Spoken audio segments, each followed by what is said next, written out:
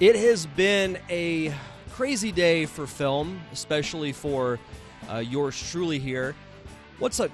What's going on, everybody? Welcome to the Derek Diamond Experience podcast.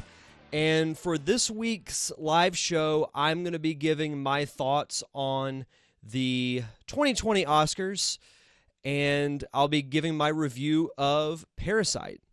Let's see, Donna Diamond and Stuart Roberts are watching. Stuart says, I can hear you, but I can't see you. You should be able to see me now.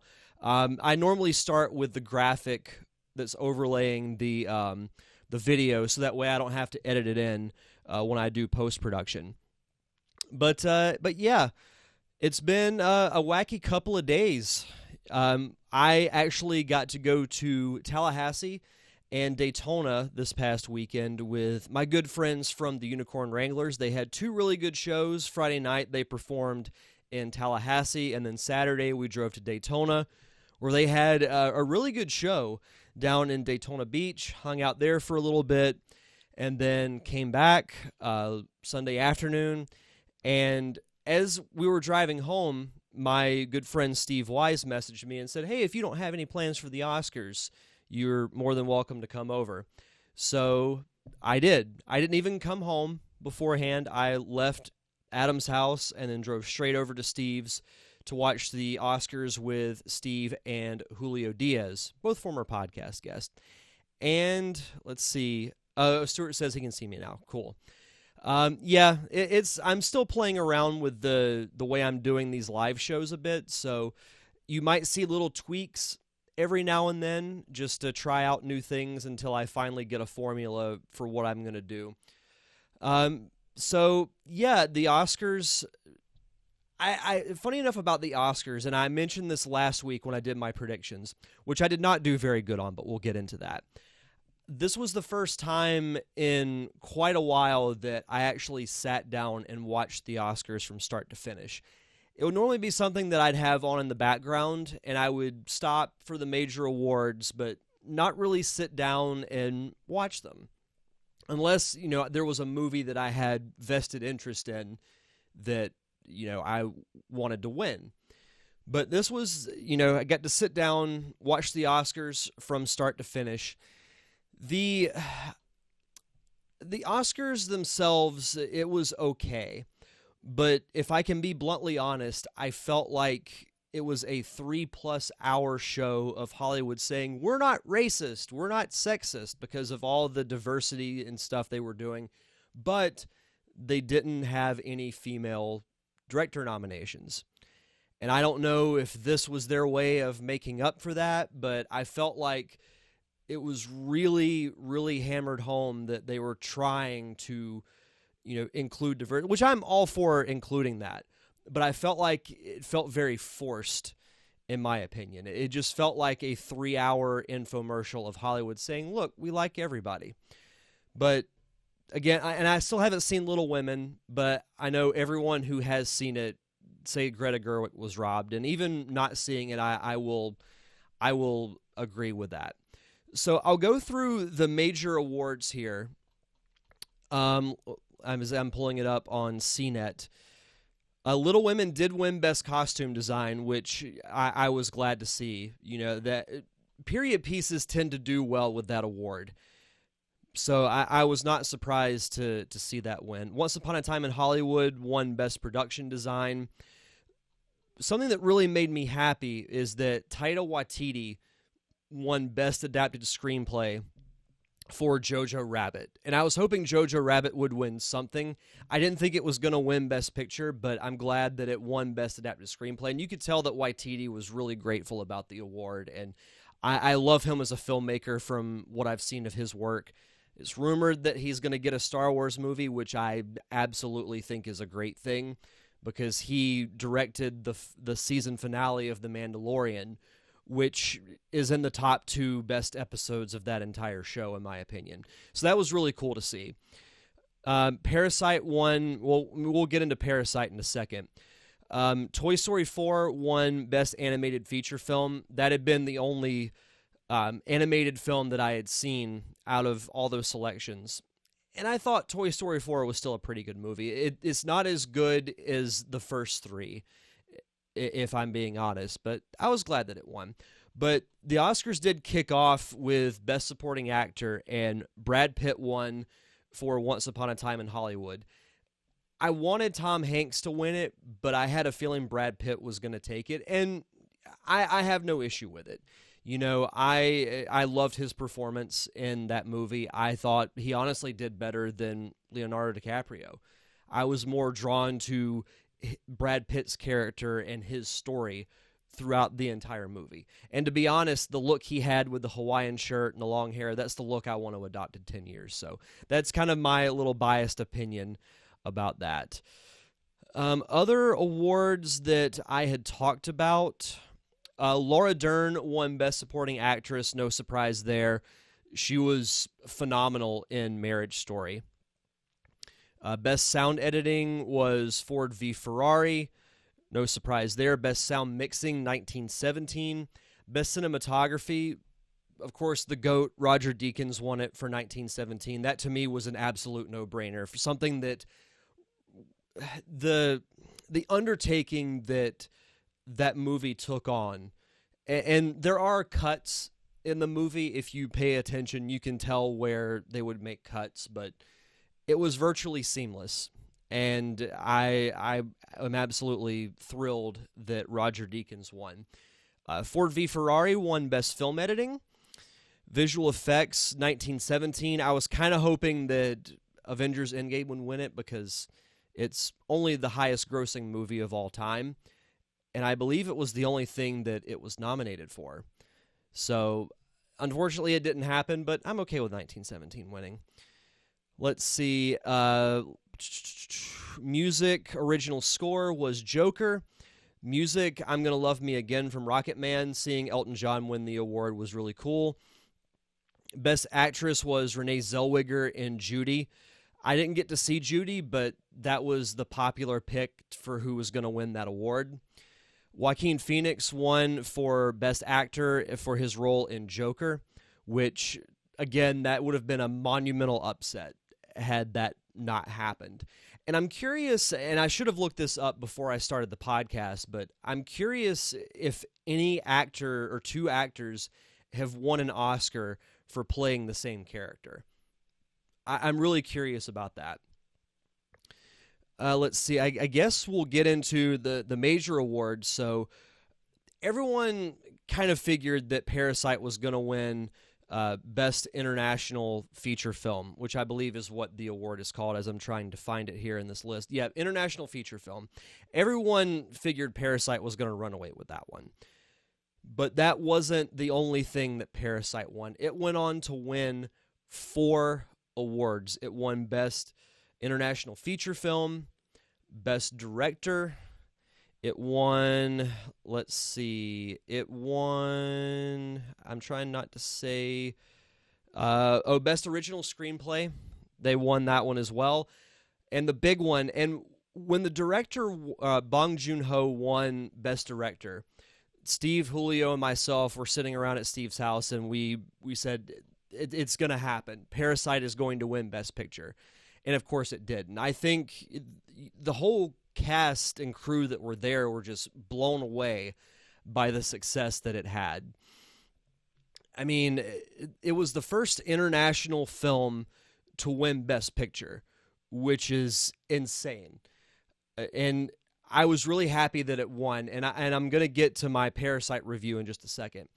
Unfortunately, I had not seen this movie before the Oscars happened, and I really wish that I had, because it may have been my pick for a lot more things than when I did the prediction show last week.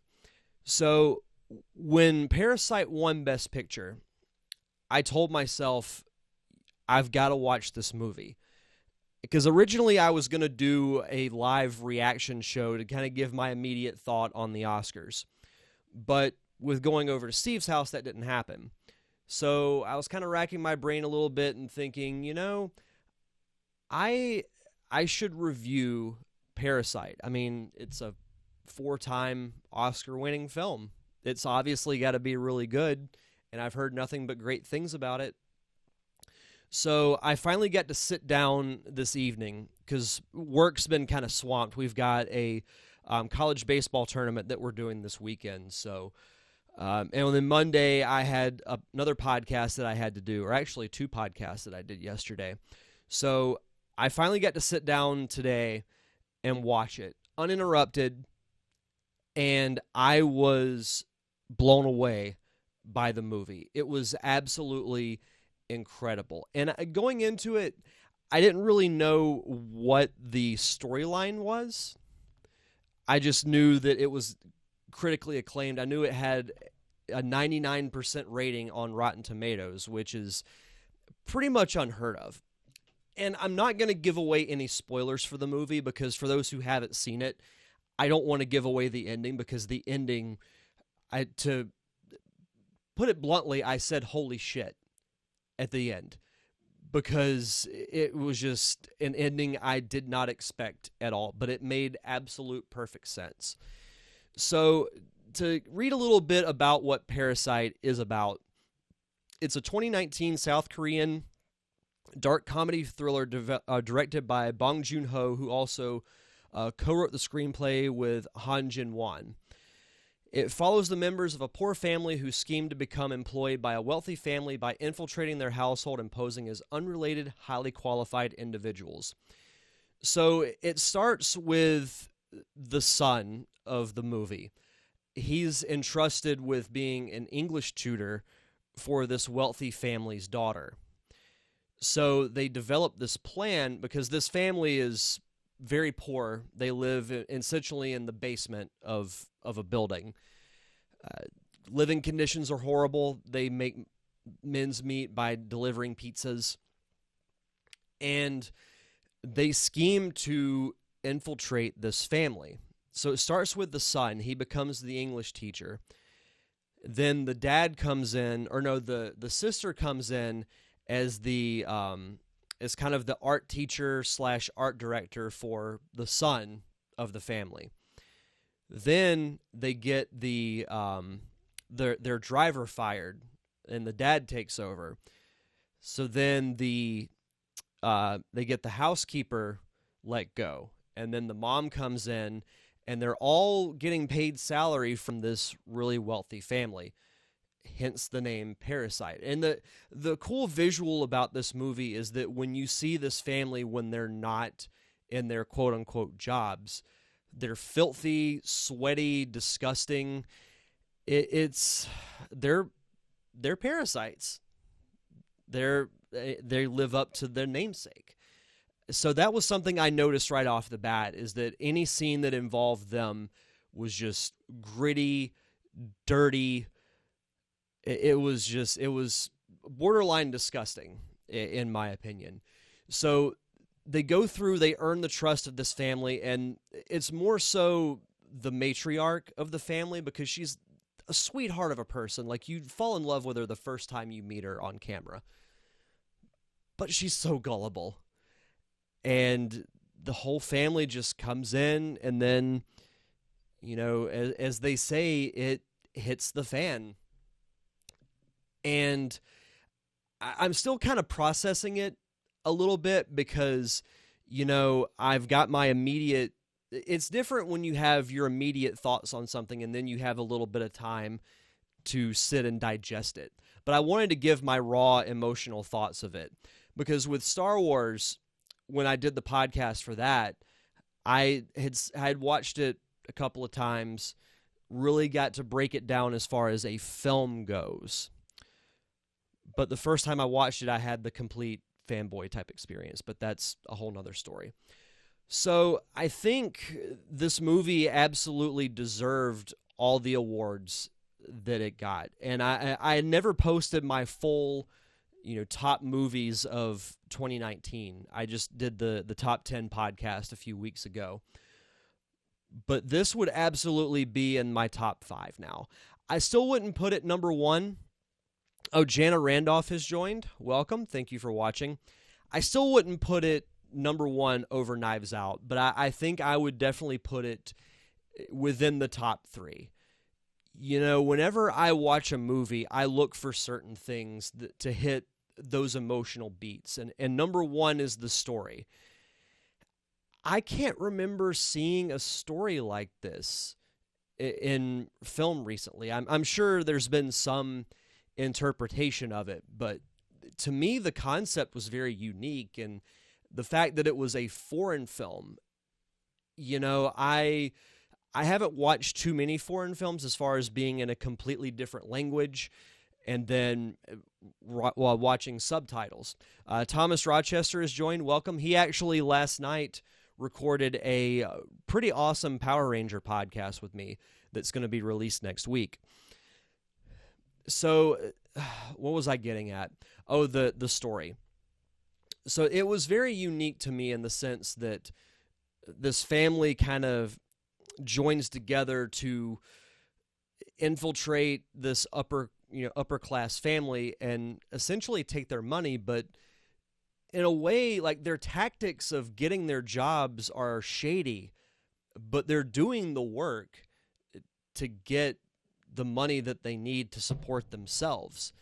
So it's like, I can't entirely fault them in a way, because they're just doing what they have to do. And it seemed like they had kind of an unspoken ethical code because, and I guess this gives a mild spoiler, but the original housekeeper comes back to the home while the Park family is out of town, and shenanigans happen from there, and there are other twists that happen that you don't expect.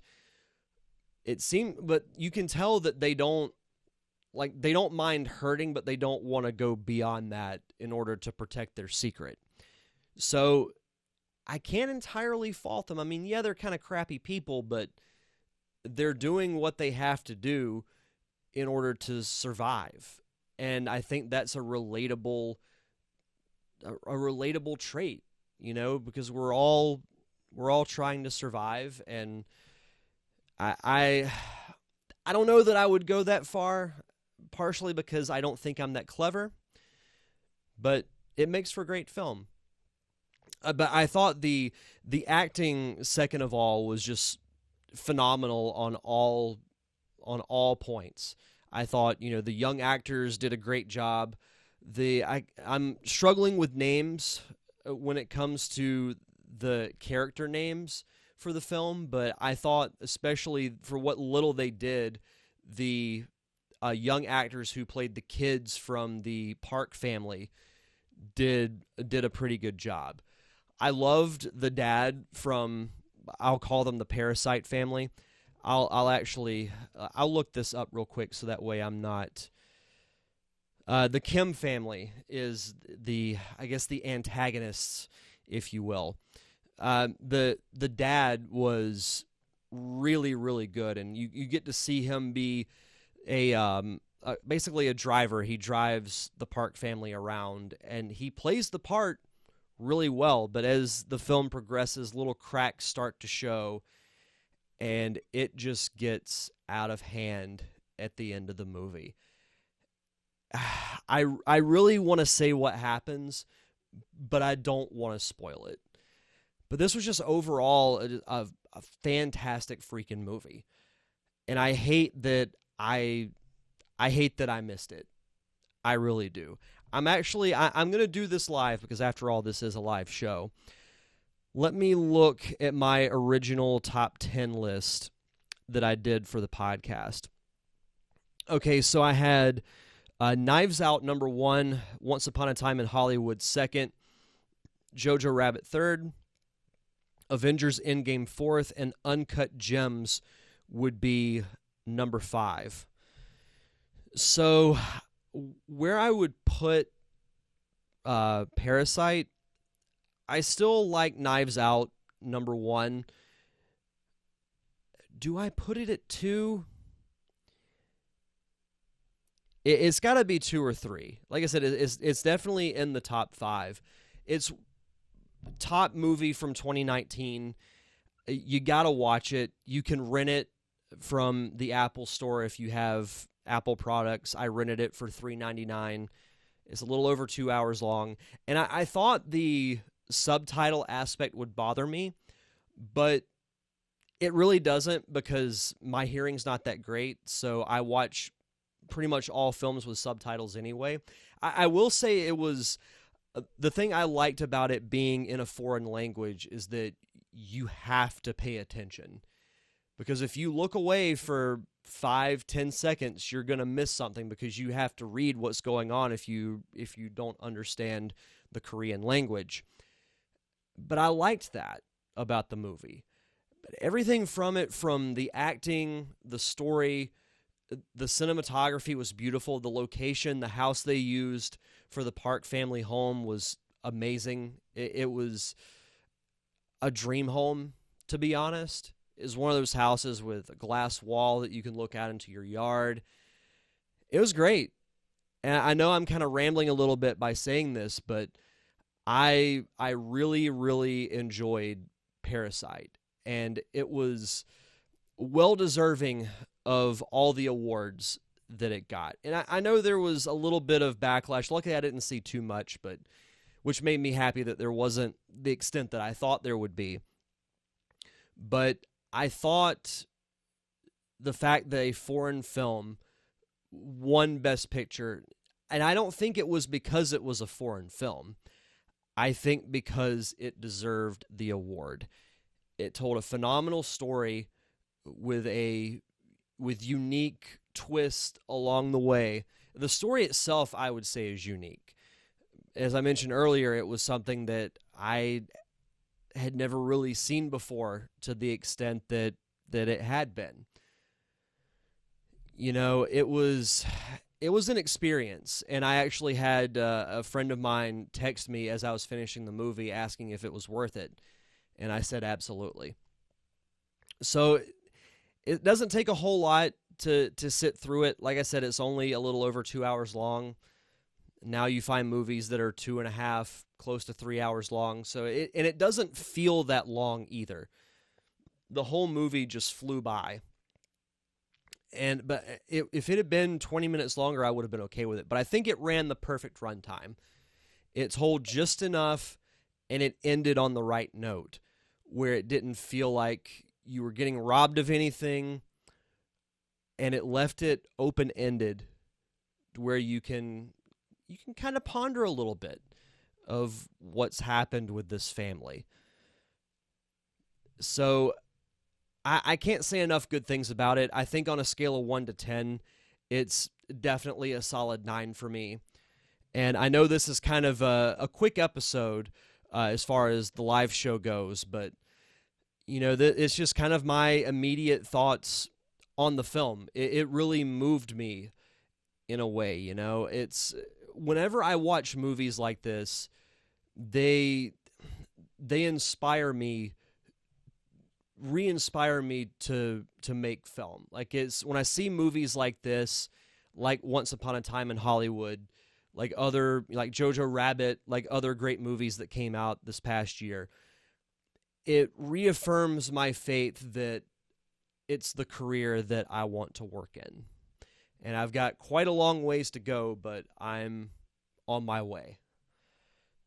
Man, this was such a good movie. I know I'm kind of rambling a little bit, but it's like I'm still processing everything that I saw, because the whole movie was a trip. And I can't wait to talk about it at work tomorrow, because I know one of my coworkers watched it over the weekend, so I'm excited to talk with him about it. But I think rather than ramble for, you know, another 5 to 10 minutes or so, I'm probably going to go ahead and wrap things up here.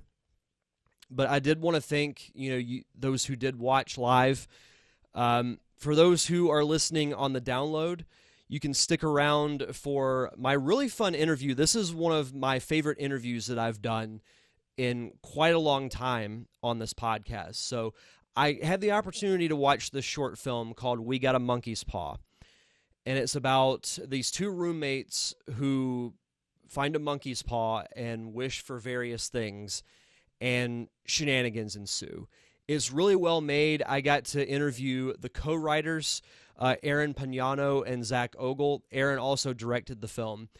And the cool thing is it won multiple awards at the Pensacola Indie Fringe and Comedy Festival last month, including Best Actress, Best Editing, and best film of the entire festival, and it got selected for the Pensacon Short Film Festival that's coming up in just a couple of weeks. Really fun movie. Really love chatting with these two guys. They gave the combination of, it was just a fun conversation, but also really informative. So those aspiring filmmakers will really love the conversation that I had with Aaron and Zach. So for those watching live, thank you guys for watching. If you want to follow the show on social media, I'm on Facebook, obviously, because you're watching on Facebook Live, Twitter and Instagram at D Diamond Podcast. If you want to check out past episodes of the show, you can go to Apple Podcasts, Stitcher, Spotify, Google Podcast, and YouTube. For YouTube, I throw up the video for what you're watching now if you're watching on Facebook Live, and I'll also take the interview segment and post that as a separate video. It's still crazy that I'm just now really getting into the video content. I wish I had been doing this years ago. And in a way, it was kind of intimidating, which you wouldn't think would be the case because video is the career that I work in. But I've loved doing it. I will say, for those, again, who are watching live, there won't be a live show next week because I recorded a Power Rangers roundtable. And attached to that will be an interview with Catherine Sutherland, who was the second Pink Power Ranger on Mighty Morphin Power Rangers. So no live show next week. We'll see about the week after. I'll keep you guys posted. But as I said, for those listening live, thank you guys for watching. For those on the download, stick around for my conversation with Aaron Pignano and Zach Ogle.